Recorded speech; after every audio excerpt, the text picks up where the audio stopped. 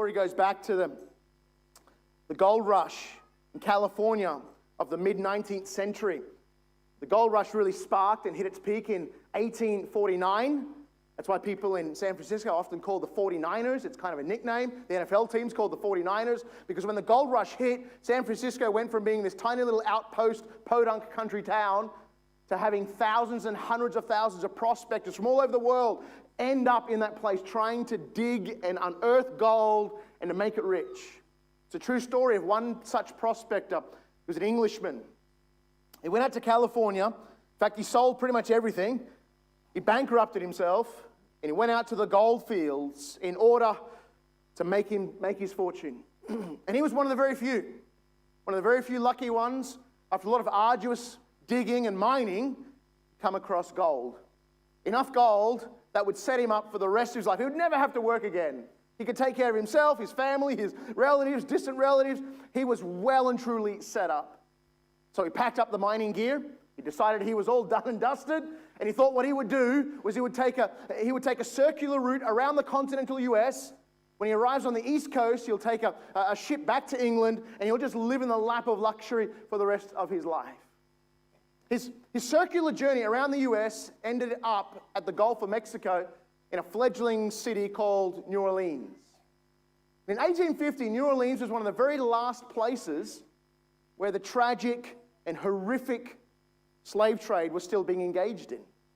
In fact, in New Orleans in this particular year, not only was a slave trade being engaged with and was legal, but there was open and public auctions for slaves. And this Englishman, having deep sensibilities about the reality of slavery, thought, well, I don't know, maybe I should go down and take a look. Against his better judgment, he did exactly that. The scene that was before him offended every fiber of his being.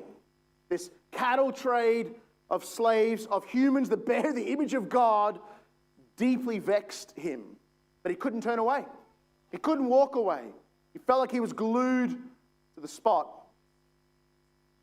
Now, as a tourist, what most tourists do is to go and visit the slave market, and that's what he did. And on being there, he finally realized that there was a young, beautiful woman that had now been brought up to the platform, and he heard the men as they were speaking about her, and two evil-looking men were bidding for her, quite heatedly. Then he heard one of them say what he would do with her once he owned her, and this man's heart sank, and he fell to the point of vomit. On hearing this, and seeing the scene, his heart revolted against the whole thing.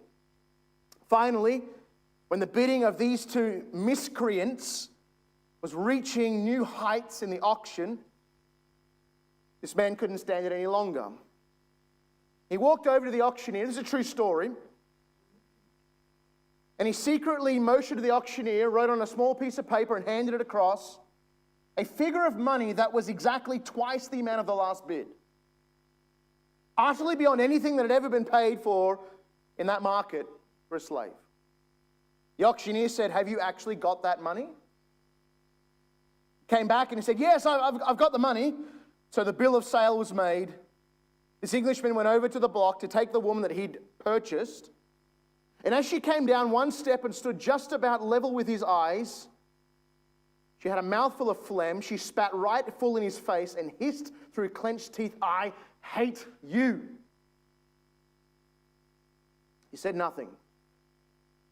With the back of his hand, he wiped the spit away and took her by the hand, walked across the street through the busy intersection until they came to the little office building.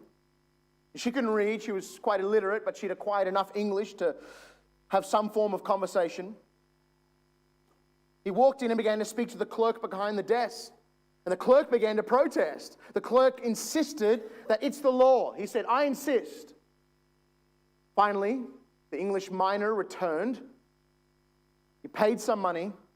He took out a slip of paper. He walked over to the woman, who was like a beast ready to pounce on him. He handed the paper out to her, and he said to her, "This is your manumission." Now, some of you are not following the punchline because manumission is not a really modern word that we use very much. And much to your experience just now was precisely the experience of this young lady. She had no idea what he could possibly you talking about? She still hissed. She said, I hate you. And he said, don't you understand? Here are your manumission papers. She said, this is some trick. She hissed and spat on him again. He said, no. The manumission papers are your license to be free. I'm setting you free. She barked back at him and said, that's not possible. I already know, she said, no one's ever paid as much for a slave as what you paid today for me. This is some kind of a sick, twisted joke, some kind of sick, sadistic trick. No way you're giving me my freedom. I don't believe you. He said, these are your manumission papers. He stuffed them in her hand and he began to walk away. And she was frozen to the spot. Like all of her rage and her anger was now disarmed. But she was in a cloud of utter disbelief. She was holding in her hand, scrunched up, and maybe tears and sweat and spit all over it. It was the very legal license that permitted her to function as a free person. And it took her a moment to realize what was actually happening. She was frozen, and before she realized what was happening, the English miner was already halfway down the street.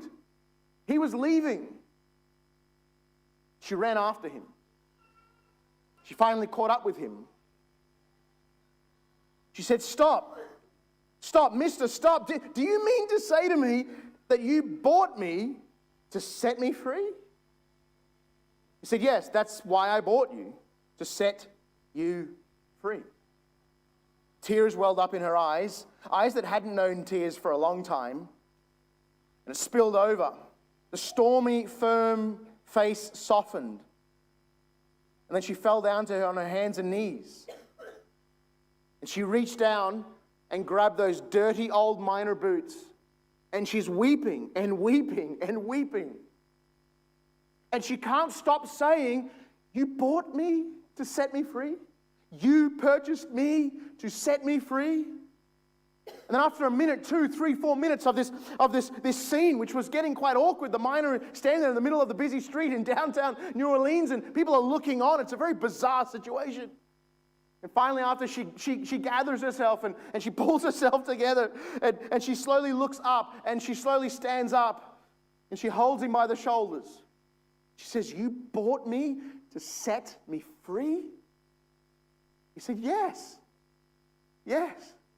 He tried to tell her the story. I'm not a wealthy man. I grew up in the working class of the manufacturing plants and the factories of England. And I came out to San Francisco to try and make my wealth. And I struck gold. And now all of that has been paid at the auction to set you free. This woman, trying to digest, trying to comprehend, trying to process all that was going on, she looked at him deeply and said, oh, sir, all I want in life is to be your slave because you bought me to set me free. Now, of course, this English miner didn't take her on as a slave. That would have defeated the entire purpose of this great philanthropic act. He went back to England. He went back to the factory. He lived his life in fairly destitute poverty. But he gave it all to liberate this precious soul. More valuable than the world is every single soul. He gave it all. And this is salvation. This is salvation. This, of course, is a small microcosm of the grand eternal act of God in Christ reconciling the world to himself. Heaven gave it all. I've often pondered this, and I'm sure many Christians have. What could God have given to show his love for you that cost him anything? What if he gave all the stars in the universe? What if he gave all the gold in the world? What if he gave you the thrones of empires and rulers and kingdoms? Would that cost God anything? But the good news of the gospel is God gave his only begotten Son. God can't replace Jesus. God can't just beget another son from eternity past. God gave his only begotten Son. God so loved the world that he gave. And as staggering as a story like this is to us and how much this confronts us, it's almost unbelievable to think that this could happen. But indeed, it's a true story. But it is nothing compared to the love of God which is shed abroad in our hearts in the gospel of Jesus Christ.